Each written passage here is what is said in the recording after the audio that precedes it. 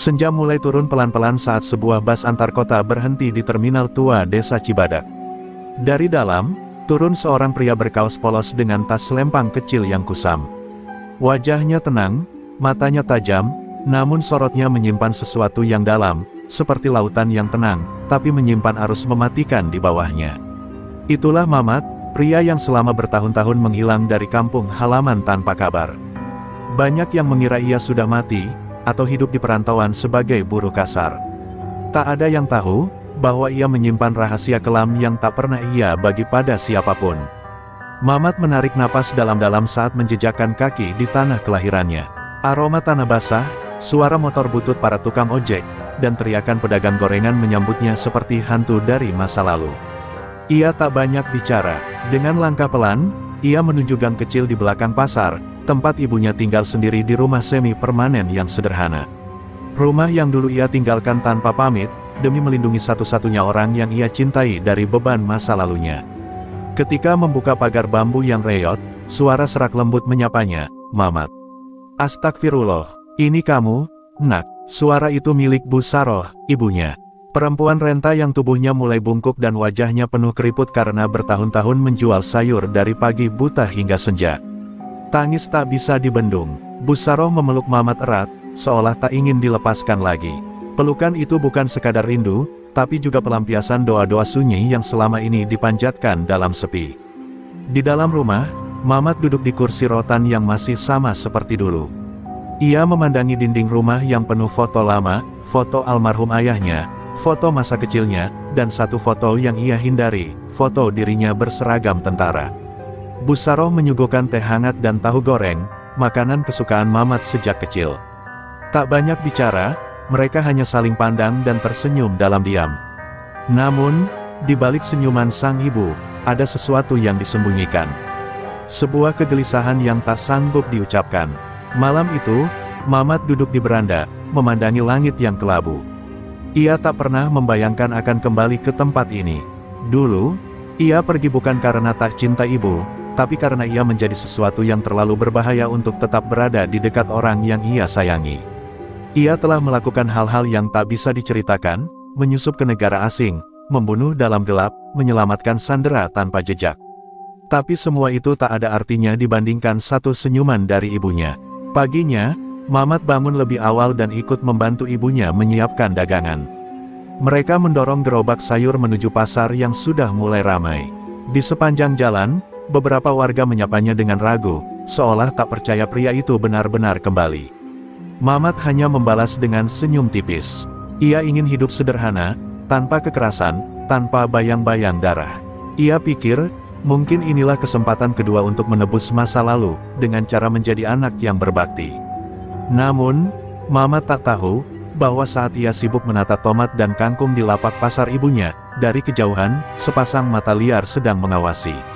Seorang preman muda dengan tato di leher meludah sembarangan sambil menatap gerobak sayur itu. "Ini warung baru, gak bayar retribusi?" "Iya," gumamnya dingin. Ia tak tahu siapa yang sedang dia incar. Dan dia juga tak tahu, bahwa ketika seorang ibu disentuh, akan ada neraka yang bangkit dari tubuh seorang anak. Hari itu berjalan tenang, tapi seperti genangan air di jalan yang tampak tenang, di bawahnya ada selokan busuk yang mengalir dalam diam. Dan sebentar lagi, bau busuk itu akan naik ke permukaan. Mamat belum tahu apa yang terjadi di belakang pasar seminggu terakhir ini. Tapi ketika kebenaran itu datang menghantam, maka yang tersisa hanyalah amarah dan darah. Sudah seminggu Mamat membantu ibunya berjualan di pasar. Hari-harinya tenang, dipenuhi tawa kecil dari para pedagang yang mulai akrab dengannya. Setiap pagi, ia mendorong gerobak penuh sayur bersama ibunya, lalu menata barang dagangan dengan hati-hati. Tapi tanpa sepengetahuan Mamat, di balik tawa dan ramah tamah para pedagang, ada ketakutan yang selama ini mereka simpan. Preman-preman terminal kembali menguasai pasar, dan kini makin beringas. Hari itu, Mamat izin pulang lebih awal karena harus menambal ban sepeda motor tuanya. Ia meninggalkan ibunya sendirian di lapak, yakin bahwa semuanya baik-baik saja. Tapi beberapa menit setelah ia pergi, 3 orang preman bertato datang dengan langkah pongah. Mereka adalah anak buah Rojak, preman pasar yang menguasai setoran dari tiap pedagang kecil. Salah satunya, preman bernama Ian, mendekati lapak Bu Saroh sambil mengunyah rokok, lalu menyikut timbangan sayur dengan sengaja. "Bu, sudah seminggu dagang di sini, tapi belum setor keamanan. Mau dagang aman gak, Bu?" kata Ian dengan nada mengancam. Bu Saroh yang kaget hanya bisa tersenyum kaku dan menjawab lirih bahwa ia tak punya uang lebih.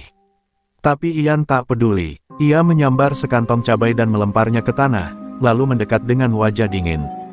"Kalau gak mau bayar, jangan salahkan kalau lapak ibu dibakar. Pasar ini punya kita." Beberapa pedagang lain hanya menunduk, tak berani membantu. Mereka semua sudah tahu bagaimana kejamnya Rojak dan anak buahnya. Dulu pernah ada pemuda yang melawan, dan sampai sekarang masih terbaring lumpuh di rumah sakit. Bu Saroh memohon agar diberi waktu, tapi Ian justru mendorong tubuh renta itu hingga tersungkur ke tumpukan kangkung. "Cepat setor, minggu depan saya kesini lagi. Gak ada duit, gue hancurin gerobak lo." Dalam keterpurukan itu, air mata Bu Saroh jatuh diam-diam. Ia bukan takut pada ancaman, tapi pada kenyataan bahwa putranya kini ikut menanggung beban yang selama ini ia simpan sendiri. Ia tak ingin Mamat tahu, apalagi terlibat. Maka, ketika Mamat kembali dan bertanya kenapa sayurannya berantakan dan ada luka lebam kecil di pelipis sang ibu, Bu Saroh hanya tersenyum dan berkata, "Tadi kepleset, Mat. Ibu gak apa-apa kok, sudah biasa." Tapi Mamat bukan anak kecil. Matanya tajam, dan instingnya masih hidup. Ia melihat tatapan takut dari beberapa pedagang yang biasanya ceria, melihat sisa bekas sepatu di sisi lapak, dan bahkan mencium aroma tembakau murahan yang anehnya familiar, aroma yang biasa dipakai para kriminal yang pernah ia hadapi dulu. Ia tak bicara, hanya mengangguk pelan, lalu memijit pelan tangan ibunya sambil menatap jauh ke arah terminal. Malam harinya, Mamat duduk sendiri di depan rumah. Di tangannya ada rokok yang tak pernah ia hisap, hanya dibakar untuk menemani pikirannya yang panas. Ingatannya melayang ke masa-masa ketika ia dulu hidup di medan tempur, di mana ketidakadilan selalu ia hancurkan dengan tangan sendiri. Kini, ketidakadilan itu menyentuh ibunya. Dan ia tahu, jika ibunya sampai menangis karena dipermalukan, maka yang harus menangis selanjutnya adalah orang yang melakukannya. Dan saat itulah, Mamat mengambil keputusan. Ia berjalan ke gudang kecil di belakang rumah. Dibukanya lemari tua yang penuh debu dan karat, lalu menarik keluar satu benda yang selama ini ia sembunyikan. Pisau lipat miliknya, pisau yang dulu hanya keluar untuk satu alasan, perang. Malam itu, langit di atas Cibadak tampak tenang, tapi di dada Mamat, badai mulai bangkit. Dan tak ada yang akan bisa menghentikannya. Pagi itu, mentari belum tinggi ketika Mamat bangun dari tidur yang nyaris tanpa mimpi. Tubuhnya memang terbaring, tapi pikirannya tak pernah benar-benar istirahat. Wajah ibunya yang lebam, tumpukan sayur yang berserakan, dan aroma ketakutan. Di pasar, semuanya mengendap seperti bara dalam dada. Saat ia keluar dari kamar, ia melihat ibunya sedang menyiapkan dagangan seperti biasa, seolah tak terjadi apa-apa. Tapi Mamat tahu, seorang ibu bisa menutupi sakitnya, asal anaknya tidak ikut terluka. Ketika Mamat memperhatikan lebih dekat, ia melihat bekas goresan di lengan kanan ibunya. Kulit yang sudah keriput itu memar keunguan. Dengan suara pelan tapi bergetar, ia bertanya, "Itu luka karena jatuh, Bu?" Bu Saroh tersentak, lalu cepat-cepat menutupi lengannya dengan lengan baju. Ia tersenyum kecil, namun tak bisa menyembunyikan sorot takut di matanya. "Iya, Nak, Ibu ceroboh kemarin. Nggak apa-apa kok, luka kecil." Tapi bagi Mamat, luka itu bukan sekadar goresan, itu adalah hinaan terhadap kehormatan ibu yang selama ini ia jaga dengan seluruh hidupnya. Sepanjang jalan menuju pasar, Mamat mendorong gerobak sayur sambil diam seribu bahasa. Tangannya terlihat tenang, tapi urat-urat di lengannya menegang seperti tali busur siap dilepaskan. Setiap suara motor yang lewat, setiap tatapan aneh dari pedagang lain, semakin memperjelas bahwa ada yang tak beres. Mereka semua tahu sesuatu, tapi tak satu pun berani bicara. Pasar kini bukan lagi tempat mencari rezeki dengan damai, tapi lahan ketakutan yang dipenuhi tikus-tikus jalanan bersenjata keberingasan. Setelah menata sayur, Mamat berdiri di pinggir lapak. Ia menatap tajam ke arah terminal. Di sana, tampak 3 preman sedang duduk santai di warung kopi, tertawa lebar, dan sesekali menatap ke arah pasar sambil menunjuk-nunjuk. Salah satu dari mereka adalah Ian, yang kemarin mendorong dan menghina ibunya. Di tangan Ian masih ada gelang karet yang sama seperti yang tertinggal kemarin di dekat lapak. Mamat mengingatnya dengan sangat jelas. Tatapan mata Mamat semakin menyempit. Dunia seakan menyempit menjadi satu titik, wajah preman itu. Bu Saroh sempat menarik pelan tangan Mamat. "Nak, jangan cari masalah, ya. Hidup ibu sudah tenang. Ibu nggak mau kehilangan kamu lagi," ucapnya lirih. Mamat menoleh. Untuk pertama kalinya sejak kembali, wajahnya berubah keras. "Mereka yang sudah cari masalah duluan, Bu. Dan aku bukan anak yang akan diam saat ibunya diinjak-injak." Suaranya datar, tapi tajam seperti pisau yang baru diasah. Bu Saroh tercekat, namun tak mampu berkata apa-apa. Ia tahu, jika Mamat sudah bersuara seperti itu, maka badai tak lama lagi akan datang. Hari itu, Mamat tidak ikut menjaga lapak sampai sore seperti biasa. Ia berjalan sendiri ke arah selokan belakang pasar, tempat para preman biasa nongkrong jika malam tiba. Di sana, ia melihat coretan dinding penuh ancaman dan gambar tengkorak. Mamat menelusuri lorong-lorong pasar yang bau dan gelap, mencatat dalam diam semua jalan masuk dan keluar. Ia seperti pemburu yang mulai memetakan sarang mangsanya. Dan setiap langkah yang ia ambil, makin menegaskan satu hal, ini bukan soal uang. Ini soal harga diri. Malamnya, di rumah, Mamat duduk termenung di kamar yang gelap. Di tangannya, pisau lipat miliknya sudah ia buka dan bersihkan. Cahaya lampu minyak yang redup memantul di bilah baja itu. Ia tak lagi ragu, ia telah memberi kesempatan. Ia sudah mencoba menjadi warga biasa. Tapi mereka menginjak ibunya, dan bagi Mamat, tidak ada dosa yang lebih besar dari itu. Maka malam itu, ia berbisik lirih pada dirinya sendiri, besok malam, darah akan dibayar dengan darah. Hening menyelimuti rumah kecil di gang belakang pasar malam itu. Angin berembus pelan, menggoyang tirai tipis yang mulai lapuk. Di dalam kamar sempitnya, Mamat duduk bersila di lantai, menatap dinding tua yang mulai mengelupas.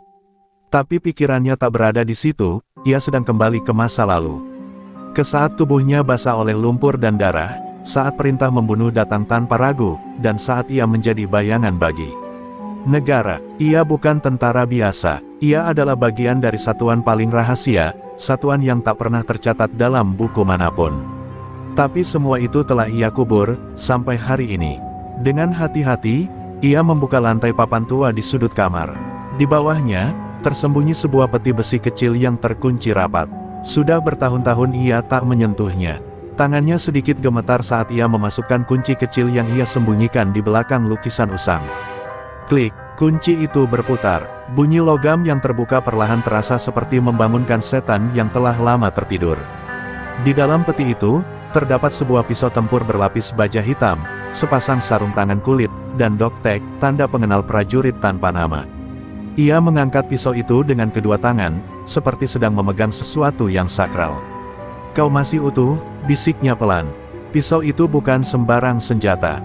Pisau itu pernah menembus leher bandar narkoba di Filipina Selatan, membelah dada penyandera di Papua, dan menyelamatkan nyawa sandera anak-anak sekolah di perbatasan. Tapi sejak ia keluar dari dunia itu, sejak ia memilih pulang diam-diam dan menjalani hidup baru, ia bersumpah tak akan pernah menggunakannya lagi. Namun sumpah itu kini harus ia langgar, demi ibunya. Ia mengenakan kembali sarung tangan yang sudah mulai kaku. Setiap jahitan di dalamnya terasa seperti kenangan yang menusuk. Di balik lemari, ia menarik keluar satu setel pakaian gelap yang dulu ia pakai saat operasi malam hari. Tak banyak yang berubah. Tubuhnya masih kokoh, matanya masih tajam, dan ketenangannya masih mematikan. Mamat berdiri di depan cermin. Sosok yang ia lihat bukan lagi pedagang sayur. Itu adalah hantu masa lalu. Sosok tanpa nama, tanpa belas kasihan. Ketika malam mulai turun sepenuhnya, Mamat keluar diam-diam lewat pintu belakang. Ia menyusuri lorong-lorong gelap menuju area terminal, mengenakan hoodie hitam dan masker kain lusuh. Di balik bayang-bayang, ia mengamati. 3 preman sedang duduk di pojok dekat warung kopi, tertawa sambil mabuk arak murahan. Salah satu dari mereka adalah Ian. Si penampar, si pengecut, si penghina. Mamat tidak bergerak saat itu. Ia hanya mengamati, memetakan titik-titik gelap, jalan keluar, dan kamera CCTV yang tergantung mati. Ia merancang kematian. Di sisi lain, Rojak, bos preman pasar, sedang bersantai di bangunan bekas gudang. Ia tak tahu bahwa malam itu, neraka sudah mengincarnya dari balik bayang. Ia terlalu percaya diri. terlalu yakin bahwa kekuasaannya tak tergoyahkan. Ia belum tahu siapa Mamat. Dan ia belum tahu bahwa yang mereka palak, bukan hanya ibu penjual sayur biasa, tapi ibu dari seorang pembunuh terlatih yang pernah diburu oleh 7 negara. Malam itu, Mamat pulang tanpa bicara sepatah kata pun. Ibunya sudah tertidur, wajahnya terlihat damai, seolah tak tahu bahwa putranya sedang mempersiapkan perang. Di dalam kamar, Mamat menyimpan kembali pisau itu, untuk 1 malam lagi. Besok, darah akan mengalir. Tapi malam ini, ia hanya memejamkan mata, dan dalam bisikannya yang pelan, ia berkata pada dirinya sendiri, aku pernah membunuh demi negara. Kali ini, aku membunuh demi ibu. Malam belum sepenuhnya pulang ketika Mamat kembali menyusuri jalan becek di sekitar terminal. Langkahnya ringan, tapi tiap jejaknya adalah bagian dari rencana yang mematikan. Ia berjalan tanpa suara, seperti bayangan yang melayang di antara dinding-dinding retak dan tiang-tiang lampu yang berkedip. Di tangannya, ada buku kecil bekas catatan jualan ibunya. Namun isinya kini bukan angka-angka sayur, melainkan nama-nama preman pasar, posisi mereka, kebiasaan mereka, dan siapa yang sering berkeliaran malam hari. 3 nama sudah ditandai dengan tinta merah, Ian, Tony, dan Wanto. 3 preman rendahan yang menjadi pelaksana lapangan rojak. Mereka bukan yang terkuat, tapi mereka adalah anjing-anjing penjilat yang paling sering menggertak pedagang. Mamat tahu, dalam perang, kau tidak membunuh jenderalnya dulu. Kau bikin tentaranya takut, kau buat mereka gemetar saat mendengar namamu. Dan malam itu, Mamat memilih target pertama, Tony. Tony biasa nongkrong di pos ronda kosong dekat rel mati, tempat para pemabuk dan penjudi sering kumpul. Saat Mamat tiba di sana, hanya 1 lampu neon menggantung lemah, bekerlap-kerlip seperti napas terakhir. Tony tertidur dalam kondisi mabuk, dengan botol arak di tangan dan rokok masih menyala di bibir. Mamat berdiri diam selama beberapa detik, hanya menatap wajah lelaki itu. Lalu tanpa suara, ia menempelkan telunjuknya ke leher Tony, mencari denyut nadi. Masih hidup, gumamnya dingin. Tapi tidak lama lagi. Dengan cepat dan senyap, Mamat membekap mulut Tony dan menusukkan jarum kecil berisi bius alami yang ia racik sendiri. Tony menggeliat, tapi tak sempat berteriak. Beberapa detik kemudian, ia pingsan. Mamat menyeret tubuhnya ke lorong sempit di belakang pasar, tempat tak ada CCTV dan tak seorang pun lewat malam-malam begini. Di sana, ia mengikat kaki dan tangan Tony, lalu menempelkan kertas kecil di dadanya bertuliskan, ini baru pembuka. Pagi harinya, pasar geger. Tubuh Tony ditemukan terikat, babak belur, dan mulutnya disumpal daun pisang. Di dadanya, secarik kertas itu tergeletak penuh darah kering. Para preman mulai resah. Ian datang tergopoh-gopoh ke markas rojak sambil berkeringat dingin. Bos, ada yang nyerang. Tony digebukin, diikat kayak kambing. Ini bukan kerjaan warga biasa. Rojak menggeram. Ia mencium aroma pemberontakan. Tapi yang ia tak tahu, ini bukan sekadar pemberontakan.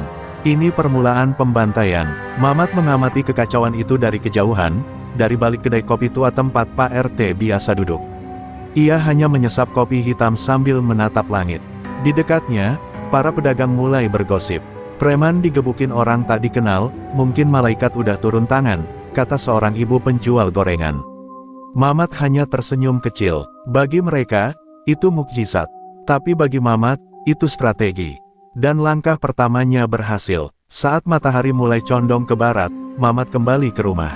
Ibunya menyambutnya seperti biasa, tak tahu bahwa anaknya baru saja memulai misi berdarah. Di dalam kamar, Mamat membuka kembali bukunya, lalu mencoret nama Tony dari daftar. 2 nama tersisa, tapi di balik itu, 1 nama selalu berkedip di benaknya, Rojak. Sang kepala ular. Mamat tahu, untuk menjatuhkan kepala, ia harus potong taringnya 1 per 1 terlebih dahulu. Dan malam berikutnya, Ian akan menjadi mangsa selanjutnya. Langit malam menggantung pekat tanpa bintang. Hanya cahaya bulan setengah yang menyelinap dari balik awan gelap, menyinari lorong-lorong sepi pasar Cibadak. Di antara bayangan lapak-lapak tertutup terpal, sosok Mamat berjalan pelan, tak bersuara, tak terlihat. Pakaian hitamnya menyatu dengan gelap, dan di pinggangnya, pisau tempur berkilau dingin. Malam ini bukan lagi soal ancaman. Malam ini, darah akan tumpah. Targetnya jelas, Ian, si pengecut bertato yang berani mendorong dan menamparkan ibunya. Dari informasi yang ia dapatkan diam-diam lewat pedagang kopi, Ian sering main judi remi di rumah kosong belakang terminal. Setiap malam, ia datang bersama 2 atau 3 temannya, lalu pulang dalam keadaan mabuk. Tapi malam ini, ia datang sendiri. Sial bagi Ian, malam ini dia sendirian. Dan yang menunggunya bukan teman, tapi kutukan masa lalu, Mamat. Saat Ian melangkah keluar rumah kosong dengan tubuh sempoyongan, ia mendadak merasa ada sesuatu yang aneh. Udara terasa dingin, terlalu dingin. Jalanan terasa sunyi, terlalu sunyi. Ketika ia menoleh ke belakang, semuanya gelap. Tapi tiba-tiba, sebuah batu kecil menghantam lututnya. Ia terhuyung, dan sebelum ia bisa berteriak, sesosok bayangan melesat dari samping dan mendaratkan pukulan telak ke ulu hatinya. Ian ambruk ke tanah. Nafasnya tercekat. Sebelum bisa melihat siapa penyerangnya, dia sudah ditarik ke dalam lorong gelap, dibekap, dan dilempar ke dinding kayu lapuk. "Siapa lo?" jeritnya panik. Tapi Mamat tak menjawab. Ia hanya menatap dingin.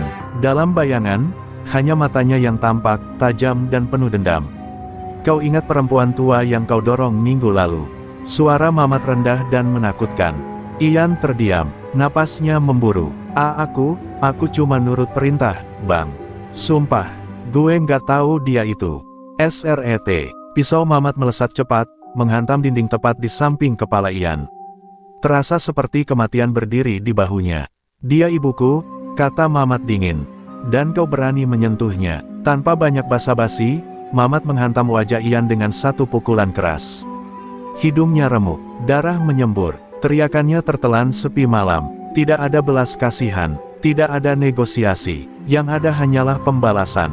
15 menit kemudian, warga sekitar dikejutkan oleh penemuan sosok tergeletak di trotoar belakang pasar. Tubuhnya penuh luka, bajunya sobek, dan wajahnya lebam hingga nyaris tak dikenali. Di dadanya, lagi-lagi tertempel kertas kecil bertuliskan, "Jangan sentuh ibuku." Ini baru awal, polisi yang datang hanya bisa menggeleng. Mereka tahu preman yang terluka itu selama ini menebar teror. Tapi kini, ada seseorang yang membalik keadaan. Seorang pemburu tanpa wajah. Di kejauhan, dari atas atap pasar, Mamat berdiri diam menatap hasil kerjanya. Tangan kanannya bergetar ringan, bukan karena takut, tapi karena amarahnya masih menyala. 2 dari 3 ekor anjing penjilat sudah dilumpuhkan. Tinggal 1 yang tersisa sebelum ia menuju kepala ular, Rojak. Dan malam belum usai. Masih banyak darah yang harus dibayar. Sebab bagi Mamat, ini bukan sekadar pembalasan. Ini adalah penebusan. Pagi itu pasar Cibadak tidak seramai biasanya. Para pedagang berbisik-bisik, para tukang parkir lebih banyak diam, dan beberapa wajah baru tampak menatap gelisah ke arah terminal. Teror yang semula datang dari kelompok preman kini berbalik arah. Dalam 2 malam terakhir, 2 anak buah Rojak ditemukan babak belur, terikat, dan dilumpuhkan dengan brutal. Bukan oleh warga biasa, bukan pula oleh polisi, tapi oleh seseorang yang bekerja dalam senyap, dan menyisakan pesan jelas, ini pembalasan. Rojak duduk di warung kopi milik Mang Didi dengan wajah muram. 2 anak buah andalannya kini terbaring di rumah sakit, tak mampu bicara karena trauma dan luka parah. Di hadapannya, bule tangan kanan terkuatnya, berdiri dengan tubuh tegap dan tatapan curiga. "Ini bukan kerjaan orang pasar, Bang. Gak ada yang seberani itu. Gak ada yang tahu gerak kita segitu detailnya, kecuali dia pernah ada di dunia kayak kita," kata bule sambil mengepalkan tinjunya. Rojak membanting gelas kopinya. "Cari tahu siapa dia. Gue gak peduli siapapun dia. Kalau perlu, kita datangkan orang luar." Ia sadar, ini bukan serangan biasa. Ini adalah pesan. Tapi siapa? Siapa yang berani menantangnya terang-terangan, dan menyerang tepat di jantung kekuasaannya? Ia belum tahu, bahwa lawannya bukan sekadar pemberontak, tapi seorang pembunuh terlatih yang menyimpan dendam pribadi. Di sisi lain, Mamat tetap menjalani harinya seolah tak terjadi apa-apa. Ia membantu ibunya berjualan seperti biasa, tersenyum pada para pelanggan, dan menawar harga cabai dengan ibu-ibu pasar. Tapi dari balik senyum itu, pikirannya bekerja tajam. Ia sudah memetakan pergerakan preman-preman sisa, tahu di mana mereka berkumpul, dan tahu siapa saja yang menjadi perantara antara Rojak dan kelompok gelap dari luar kota. Langkahnya terukur, dan rencananya belum selesai. Beberapa warga mulai sadar bahwa ada sosok misterius yang kini membela pasar. "Mungkin dia malaikat pelindung," ucap seorang penjual tempe pada temannya. Tapi yang lain membalas, malaikat nggak ngebantai orang sampai hancur kayak gitu. Itu kayak mantan algojo. Tak satu pun menyangka bahwa pria pendiam yang kini berdiri membantu ibunya menjual kangkung, adalah dalang dari semua kekacauan itu. Dan Mamat memang tak butuh pengakuan. Yang ia butuhkan hanyalah satu hal, keadilan untuk ibunya. Sore itu, seorang anak kecil datang ke lapak Mamat dan menyerahkan amplop putih. Tanpa kata, Mamat membukanya perlahan. Di dalamnya ada foto ibunya, sedang mendorong gerobak, diambil dari kejauhan. Di baliknya tertulis, berhenti sebelum ibumu yang jadi tumbal. Mamat menatap kertas itu lama. Jemarinya gemetar. Tapi bukan karena takut, melainkan karena bara dalam dadanya kini berubah jadi api yang tak bisa dipadamkan. Mereka berani menyentuh ibunya lagi. Dan itu berarti satu hal, mereka sudah mendaftar kematian. Malam itu, Mamat kembali ke gudang belakang rumah. Ia menyiapkan satu kotak kecil berisi racun alami, tali, dan paku besi. Ia tahu, jika Rojak mulai panik, maka ia akan semakin kejam. Tapi itu juga berarti pertahanannya mulai goyah. Rojak mengira ia bisa menakut-nakuti Mamat dengan ancaman. Tapi Mamat tidak seperti musuh-musuh sebelumnya. Ia tak datang untuk negosiasi. Ia datang untuk menghancurkan. Dan saat malam turun, angin pasar kembali membawa bisik-bisik gelap. Orang-orang mulai paham, sesuatu yang besar sedang terjadi. Ketakutan yang selama ini hanya milik warga kecil, kini berbalik menghantui para preman. Dan satu nama mulai dibisikkan diam-diam di antara lapak-lapak sayur. Ada yang balas dendam, namanya Mamat. Malam itu, udara terasa lebih berat dari biasanya. Seolah langit pun menahan napas, menanti sesuatu yang akan meledak. Di salah satu sudut pasar yang gelap dan sepi, Mamat berdiri mematung, matanya tajam menatap bangunan bekas gudang penyimpanan barang yang kini jadi tempat nongkrong bule, tangan kanan paling sadis milik Rojak. Bule bukan preman biasa, ia mantan petarung jalanan yang punya reputasi menakutkan. Tangannya sudah sering membuat rahang orang patah, dan senjatanya bukan pisau, melainkan rantai motor yang selalu ia bawa kemanapun. Namun malam ini, Mamat tidak datang untuk menguji siapa lebih ganas. Ia datang untuk menghabisi, dan ia sudah menyiapkan semuanya. Jalur pelarian sudah dipetakan, titik buta CCTV sudah dikuasai. Mamat bukan petarung jalanan, ia adalah algojo terlatih. Dan malam ini, ia akan buktikan bahwa brutal tanpa strategi hanyalah kesombongan yang menunggu dipatahkan. Bule duduk di pinggir pintu gudang, meneguk arak dari botol plastik sambil tertawa sendirian.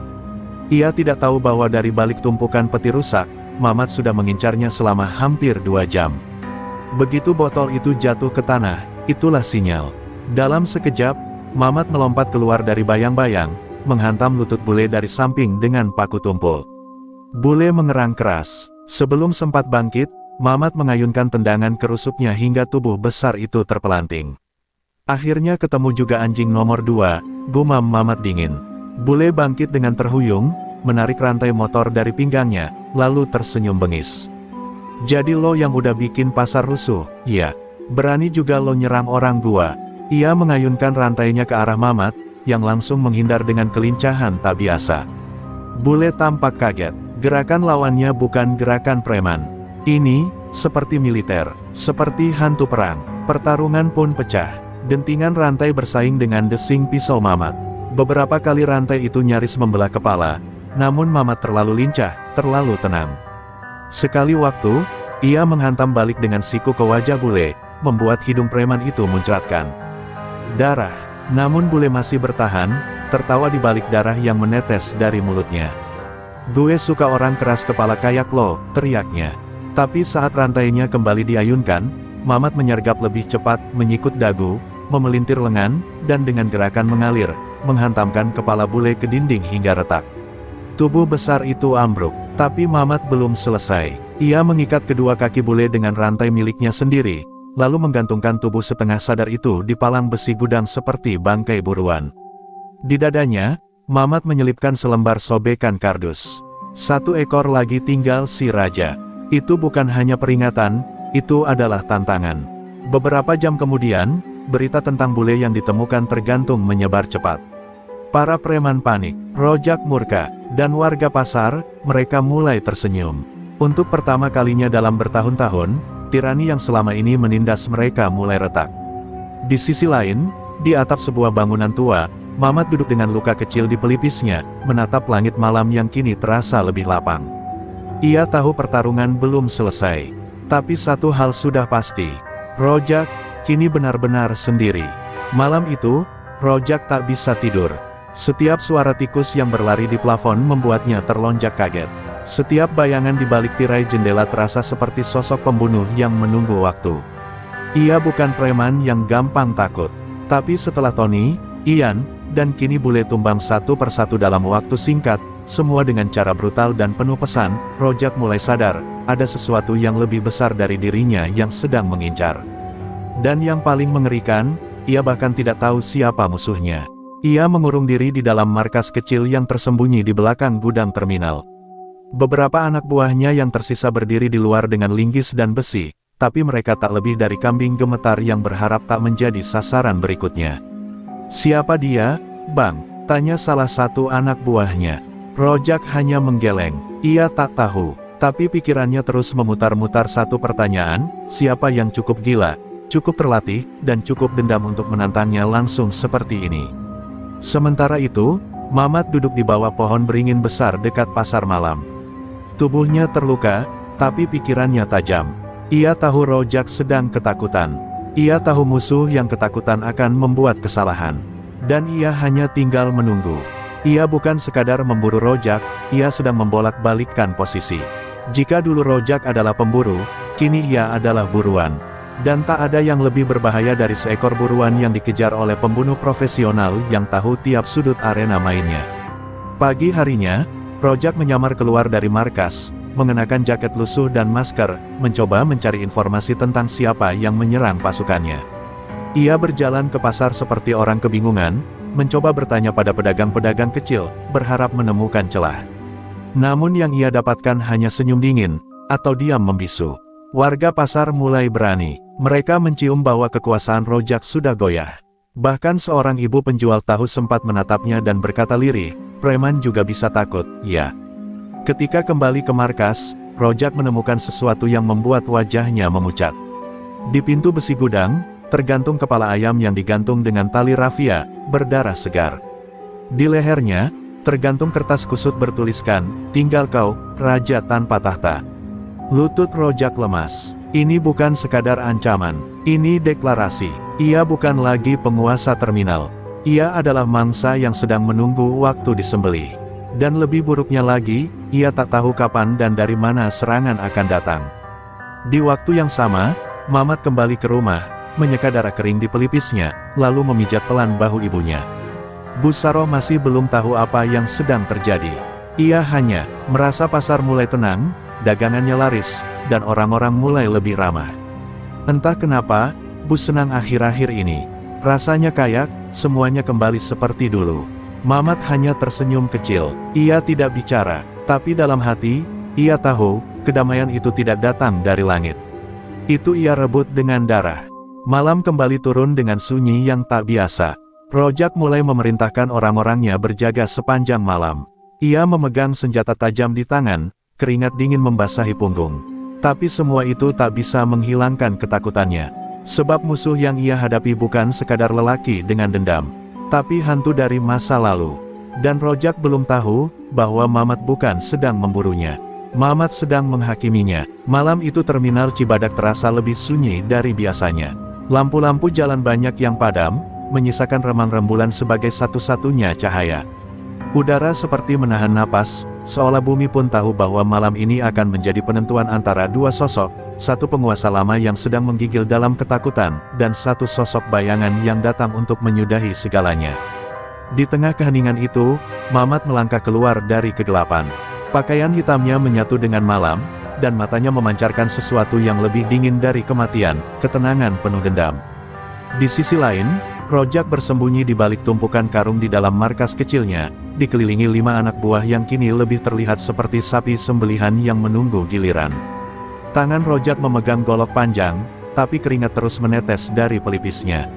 Ia bukan lagi raja, ia bukan lagi singa, ia kini hanya manusia biasa yang hidup dalam kepanikan. Setiap suara angin membuatnya menoleh. Setiap bunyi ranting patah membuatnya siap menyerang bayangannya sendiri. Dan ia tahu, waktu telah habis. Pukul 2 dini hari. Tiba-tiba, listrik markas padam. Suasana berubah gelap total. Salah satu anak buah Rojak berteriak panik, "Bang, lampu mati, gimana nih?" Tapi belum sempat ia menyelesaikan kalimatnya, brak. Tubuhnya terlempar ke dinding. Jeritan histeris pecah. Dua anak buah lain lari, tapi hanya sempat beberapa langkah sebelum mereka tumbang satu persatu, dengan luka di kepala dan dada, ditumbangkan dalam senyap, tanpa sempat melawan. Rojak menyaksikan semua itu dengan mata kepala sendiri, dan napasnya mulai tak teratur. Kemudian, suara langkah kaki itu terdengar. Perlahan, teratur, berat, dan dingin. Mamat muncul dari balik pintu markas yang kini terbuka lebar. Golok besar di tangan Rojak bergetar, bukan karena dingin, tapi karena ketakutan yang tak mampu ia kendalikan.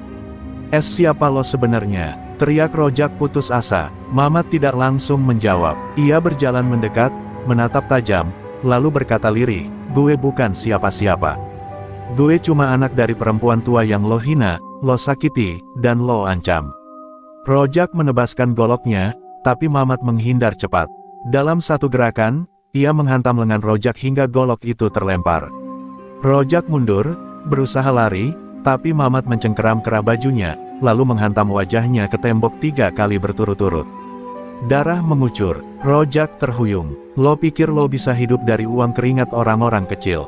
Lo pikir lo bisa sentuh ibu gue dan tidur nyenyak setelahnya?" teriak Mamat dengan suara yang akhirnya pecah, campuran antara amarah, sakit hati, dan luka masa lalu. Dengan nafas terengah dan tubuh bersimbah darah, Rojak terduduk di lantai, berusaha merangkak mundur. Tapi Mamat menendangnya hingga tergeletak. Pisau lipat yang selama ini ia simpan, kini terhunus di tangannya. Ia mendekat. Pisau itu menempel tepat di leher Rojak. "Darah lo nggak cukup untuk bayar semua yang lo lakukan," ucapnya pelan. Tapi sebelum ia menghabisinya, suara lembut terdengar dari belakang, "Mamat, cukup, nak." "Bu." Saroh berdiri di pintu, matanya berlinang. Ia tahu semuanya. Ia telah mengikuti diam-diam sejak tadi. "Jangan kotori tanganmu lagi. Jangan biarkan kebencian mencuri hidupmu yang baru," katanya lirih. Mamat menatap ibunya. Wajah keras itu perlahan retak. Ia gemetar. Pisau itu jatuh ke tanah. Dan malam yang semula dipenuhi amarah, kini diselimuti keheningan pilu. Rojak menangis, tubuhnya gemetar tak berdaya. Dan Mamat hanya berdiri diam. Malam ini ia menang, tapi luka dalam hatinya belum tentu sembuh. Mamat duduk di depan rumahnya, diam, memandang jalan kosong yang diselimuti kabut pagi. Sisa luka di pelipisnya belum kering sepenuhnya, tapi yang lebih pedih adalah luka di dalam dadanya, luka yang tak bisa dijahit oleh waktu. Sejak malam pembantaian itu, Mamat tak lagi bicara banyak. Rojak tak mati, tapi mentalnya hancur. Preman-preman pasar bubar jalan. Terminal tenang, pasar damai, tapi ketenangan itu terasa sunyi, seperti dunia yang terlalu senyap setelah badai besar. Bu Saroh memperhatikan anaknya dari dalam rumah. Ia tahu, meski semua sudah berakhir, jiwa Mamat belum pulih. Ia sering mendapati Mamat duduk sendirian hingga larut malam, menatap langit, seperti sedang berbicara dengan seseorang yang tak terlihat. "Nak, kau sudah melindungi ibu. Tapi jangan biarkan amarah itu hidup terus dalam dirimu. Karena amarah bisa membunuh perlahan," ucap Bu Saroh suatu malam. Mamat hanya mengangguk, matanya menerawang, seperti tengah memikirkan dosa yang tak bisa ditebus. Kabar tentang penakluk preman terminal menyebar ke berbagai penjuru. Beberapa orang memanggilnya pahlawan, yang lain menyebutnya iblis. Tapi Mamat tidak peduli. Ia tak menginginkan pujian. Ia juga tak menyesali perbuatannya. Ia hanya ingin satu hal, ibunya bisa hidup tanpa takut lagi. Namun ia tahu, darah yang ia tumpahkan takkan pernah benar-benar hilang. Ia bisa membungkam preman, tapi tidak bisik-bisik masa lalunya yang terus menghantuinya malam demi malam. Suatu pagi, seorang polisi berpakaian sipil datang ke lapak Bu Saroh. Ia memperkenalkan diri sebagai Pak Randy, dari satuan intel yang dulu pernah mengenal Mamat saat operasi di Kalimantan. Ia tak datang untuk menangkap, tapi membawa pesan. "Orang-orang atas mengamati kamu, Mat. Kami tahu kamu nggak orang biasa. Dan kami juga tahu, kamu pernah jadi bayangan yang menyelamatkan negara," ucapnya. Mamat menatapnya tajam, tapi tak berkata sepatah pun. Ia bukan lagi bayangan. Ia hanya anak dari seorang penjual sayur. Namun malam harinya, Mamat kembali membuka peti kecil di bawah lantai kayu. Pisau tempur dan sarung tangan kulitnya masih ada di sana. Ia memandangi doktek berdebu bertuliskan angka operasi rahasia, lambang dari masa lalunya yang kejam. Ia menghela napas panjang. Dunia itu sudah ia tinggalkan. Tapi kini, ketika ia melihat ibunya tertidur dengan tenang, dan para pedagang pasar bisa tertawa tanpa takut, ia sadar satu hal, mungkin ia tidak bisa lepas sepenuhnya dari siapa dirinya. Tapi ia bisa memilih untuk apa ia berdiri. Beberapa hari kemudian, warga pasar berkumpul di lapangan kecil dekat terminal. Mereka membuat acara syukuran sederhana. Bukan untuk menyebut nama, tapi untuk merayakan bahwa keadilan masih bisa hidup, meski harus ditegakkan dengan tangan berdarah. Mamat hadir di pinggir kerumunan, memakai topi lusuh dan berdiri jauh dari panggung. Ia tak butuh panggilan nama. Ia cukup tahu bahwa apa yang ia lakukan bukan sia-sia. Bu Saroh menggenggam tangannya, dan untuk pertama kalinya sejak semua terjadi, Mamat menangis. Bukan karena lemah, tapi karena lega. Namun jauh di ujung terminal, seseorang memotret Mamat diam-diam. Sosok misterius dengan jaket hitam dan mata mengintai dari balik kaca mobil tua. Ia berbicara melalui radio kecil, target telah ditemukan. Mantan bayangan operasi 17G, siap diamankan kapan saja. Tanpa disadari, Mamat kini bukan hanya dikenal di pasar, tapi juga sedang menjadi incaran dari dunia gelap yang pernah ia tinggalkan. Di sudut kota yang jauh dari pasar Cibadak, sebuah ruangan bawah tanah remang dipenuhi suara derit kursi besi dan denting senjata. Di sana duduk seorang pria bertubuh besar dengan luka menganga di pipinya, bekas luka yang tak pernah sembuh sejak operasi terakhir melawan satuan bayangan tempat Mamat pernah menjadi bagian. Namanya Gazim, mantan agen bayangan yang membelot dan menjadi buronan internasional. Ia menatap layar kecil yang menampilkan foto Mamat sedang duduk di pasar. Akhirnya kau muncul juga, Mamat, si hantu tanpa suara, gumamnya dingin. Gazim tak hanya menyimpan dendam. Ia menyimpan rencana. Dulu, ia dan Mamat pernah berada di satu tim yang sama, hingga Gazim mengkhianati negara dan membantai satu kampung demi keuntungan pribadi. Mamatlah yang menghentikannya, tapi tubuh Gazim tak pernah ditemukan, sampai kini. Ketika foto-foto Mamat dikirim oleh seseorang dari terminal Cibadak, Gazim tahu, waktunya membalas sudah tiba. Dan ia tidak akan datang sendiri. Ia membawa pasukan kecil yang dilatih di tempat-tempat gelap, tempat hukum tak menjangkau. Sementara itu, Mamat mulai merasakan sesuatu yang janggal. Beberapa pedagang mengaku melihat orang asing berkeliaran di sekitar pasar. Seorang lelaki tinggi dengan tatapan tajam bahkan terlihat mengamati rumah Bu Saroh dari kejauhan. Mamat pura-pura tak peduli, tapi setiap malam ia memeriksa gerbang, memeriksa bayangan, dan memastikan ibunya tidur lebih awal. Ia tahu instingnya tak pernah salah. Sesuatu sedang datang, dan itu bukan preman murahan. Itu sesuatu yang jauh lebih berbahaya, dan lebih terlatih. Bu Saroh mulai gelisah melihat perubahan sikap anaknya. Kau seperti kembali jadi orang yang dulu, Mat, yang penuh rahasia dan kesepian, ucapnya sambil memegang tangan Mamat. Ia hanya tersenyum kecil, lalu menjawab lirih, mungkin karena yang dulu sedang mencariku lagi, Bu. Malam itu, Mamat memutuskan untuk berjaga di atap rumah. Ia memandangi horizon, berharap ketenangan ini tak berubah menjadi perang lagi. Tapi dalam hatinya, ia tahu, perang sudah mendekat. Dan kali ini, taruhannya lebih dari sekadar terminal atau pasar. Pukul 3 dini hari, seekor kucing hitam melompat ke halaman, mengeong keras. Lalu, dor, sebuah tembakan senapan laras panjang menyala, menembus pagar seng di belakang rumah Mamat. Ia langsung berguling dan menarik ibunya masuk ke kolong meja. Buk, sebuah granat asap dilemparkan ke dapur. Asap putih menyesakkan ruangan. Serangan itu bukan dari preman. Ini serangan militer, terlatih, terencana, dan mengerikan. Namun Mamat tidak panik. Ia bergerak cepat, membawa ibunya ke ruang bawah tanah yang dulu ia siapkan sebagai tempat persembunyian. Di sana, ia mengaktifkan panel kecil di balik dinding. Sebuah kompartemen terbuka, memperlihatkan senapan pendek, pelindung dada, dan topeng hitamnya yang lama. Ia menatap ibunya. Maaf, Bu, Mamat harus kembali jadi bayangan. Ibunya hanya bisa mengangguk, air matanya menetes. Ia tahu, anaknya bukan pria biasa. Ia adalah penjaga, dan penjaga tak bisa lari dari perang. Di luar, Langkah-langkah senyap menyusup ke gang-gang sempit. Gazim sudah tiba, dan ia ingin lebih dari sekadar membunuh Mamat.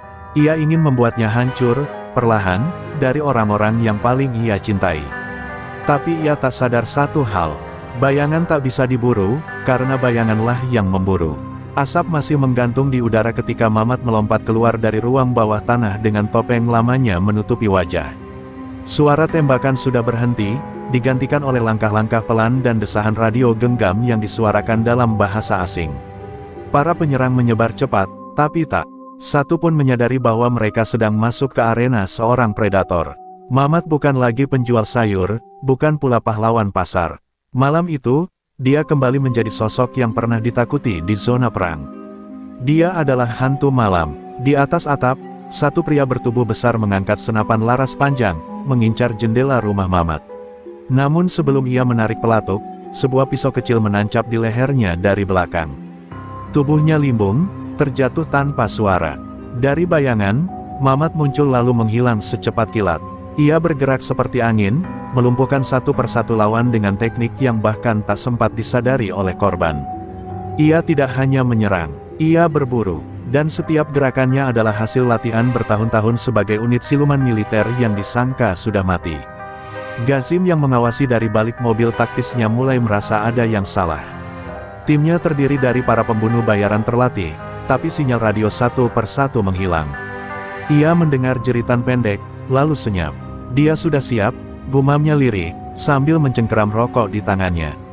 Dia bukan lagi warga sipil. Dia kembali jadi dirinya yang dulu, tapi Gazim tidak mundur. Ia menyeringai dingin, dan itu yang gue mau. Ia membuka pintu mobil, mengenakan rompi baja, dan mengambil kapak perangnya. Ya, Gazim tak datang untuk menang cepat. Ia datang untuk duel yang tak terhindarkan. Sementara itu, Mamat menggeser tubuh terakhir ke balik tong sampah. 6 penyerang tumbang, tersisa 2 lagi. Tapi ia tahu, Gazim belum bergerak. Ia bisa merasakannya. Aura haus darah dari musuh lamanya itu terlalu familiar. Terlalu tajam untuk dilupakan. Mamat memandangi malam yang mulai mendung. Lalu ia menyelinap ke jalan belakang, menuju rute yang hanya dia dan Gazim yang tahu. Rute yang dulu pernah mereka gunakan bersama, saat masih satu tim, sebelum pengkhianatan itu terjadi.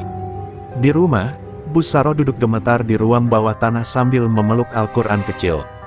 Di atas, suara dentuman sesekali terdengar.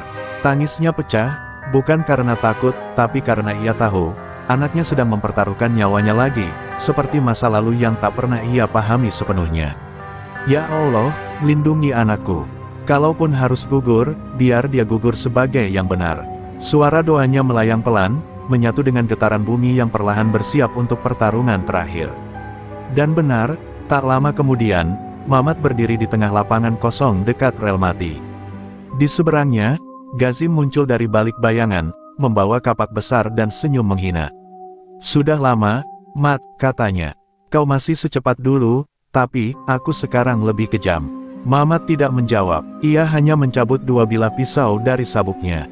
Mereka berdiri diam beberapa detik, 2 bayangan dari masa lalu yang akhirnya dipertemukan dalam takdir berdarah. Pertarungan itu pun pecah. Brutal, sunyi, mematikan. Kapak melayang, pisau menyambar. Darah terciprat di tanah. Kedua mantan sahabat itu bertukar luka, bertukar dendam, dan bertukar rasa bersalah. Tapi dalam satu momentum cepat, Mamat menekuk lutut, mengelak serangan, lalu menusukkan pisaunya ke bawah rusuk Gazim. Musuh besarnya terhuyung, berteriak keras, lalu roboh perlahan. Mamat berdiri di atas tubuhnya, napasnya tersengal, matanya menatap kosong. Ia menang, tapi yang ia rasakan bukan kebanggaan, melainkan kehampaan yang tak terlukiskan. Hujan turun perlahan, seperti ingin membasuh darah yang menggenang di lapangan tua dekat rel mati. Tubuh Gazim terbaring tak bergerak, matanya masih terbuka menatap langit gelap tanpa bintang. Mamat berdiri di sampingnya, pisau masih meneteskan darah. Namun yang mengalir dari dadanya bukan hanya kemenangan, melainkan kehampaan.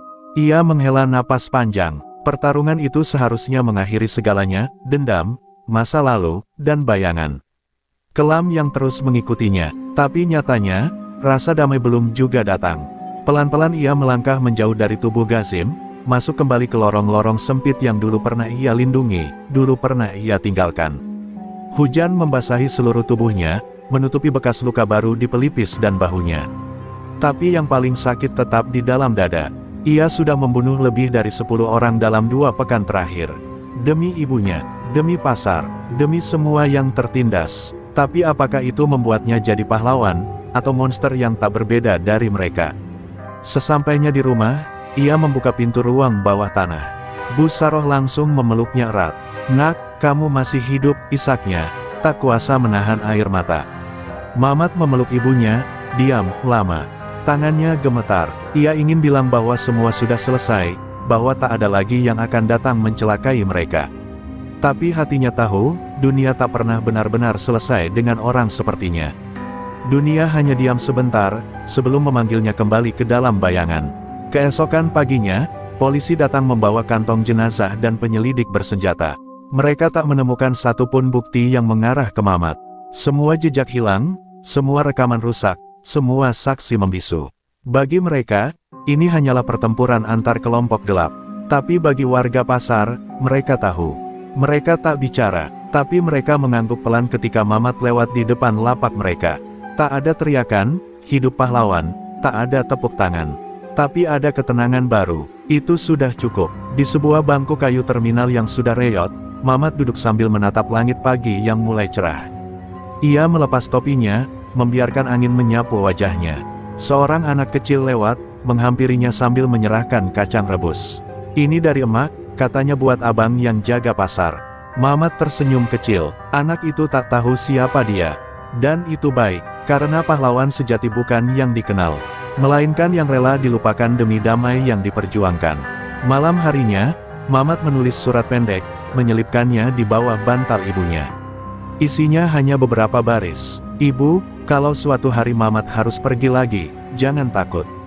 Mamat bukan pergi untuk lari, tapi untuk menjaga dari jauh. Terima kasih sudah menjadi satu-satunya cahaya dalam hidup Mamat." Lalu ia berdiri di depan cermin, melepas semua atribut lamanya. Topeng, senjata, dan masa lalu, ia tinggalkan di lemari kayu yang ia kunci rapat. Kini, ia memilih jalan yang lain. Namun jauh di kota seberang, sebuah markas rahasia mengaktifkan data lama, subjek 17G telah terkonfirmasi aktif. Beberapa mata tajam mulai memantau. Dunia gelap belum usai, dan Mamat tahu, cepat atau lambat, ia mungkin harus kembali. Tapi malam ini, biarlah ia istirahat sejenak, sebagai bukan bayangan, tapi sebagai anak dari seorang ibu. Langit senja hari itu berbeda. Tak lagi merah menyala seperti darah yang pernah tumpah, tapi jingga lembut yang mengalir tenang di atas atap pasar Cibadak. Waktu seolah melambat, membiarkan tiap detik jatuh perlahan, menemani langkah Mamat yang duduk berselonjor di bangku tua depan rumah. Ia memandangi ibunya yang tengah menyapu halaman, menyanyikan lagu lama yang biasa ia dengar saat kecil. Senja itu tidak membawa kabar buruk, tidak membawa bayangan kelam, hanya kehangatan sederhana yang dulu nyaris ia lupakan. Sudah 2 minggu berlalu sejak duel maut dengan Gasim. Pasar kembali hidup, warga kini berdagang tanpa rasa takut. Bahkan lapak-lapak yang dulu ditinggalkan karena teror preman, kini kembali dibuka. Namun di balik semua ketenangan itu, Mamat tahu dunia tak benar-benar tenang.